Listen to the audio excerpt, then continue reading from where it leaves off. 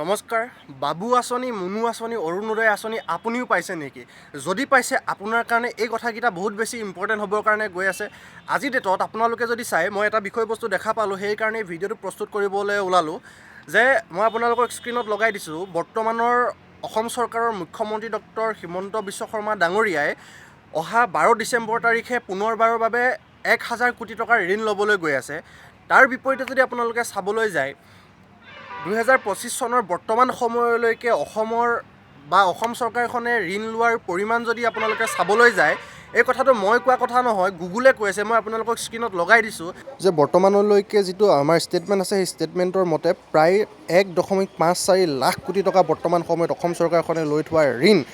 গতিকে তাৰ বিপৰীতে আপোনালোকে চাওকচোন, এই যে বাবু আঁচনি, মুনু আঁচনি দিছে, অৰুণোদয় আঁচনি দিছে, কেৱল মাত্ৰ বাবু আৰু মুনুৰ নামত 1000ৰ পৰা 1200 টকা খৰচা কৰি মহিলাসকলক 1200 টকাৰ অৰুণোদয় আঁচনি দি এই বাবু মুনুসকলক উঠি অহা নতুন প্ৰজন্মটোৰ মূৰত লাখ লাখ কোটি টকাৰ ঋণৰ বোজা জাপি দিয়া ইতিমধ্যে দেখিবলৈ পোৱা গৈছে।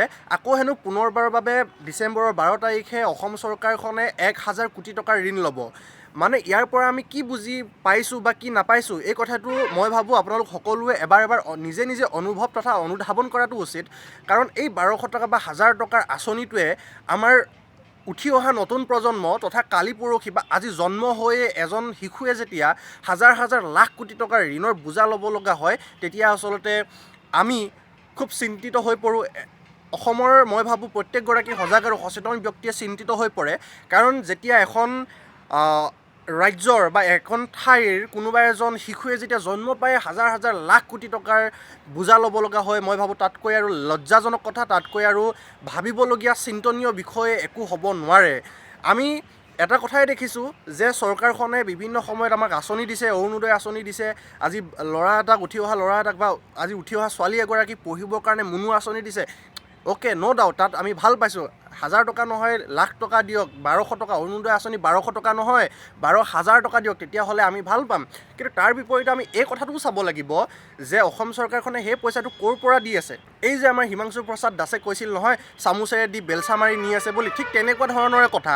আজি আপোনালোকে নিজে এবাৰ অনুভৱ কৰকচোন, আজি আপোনালোকে নিজে এবাৰ অনুধাৱন কৰকচোন।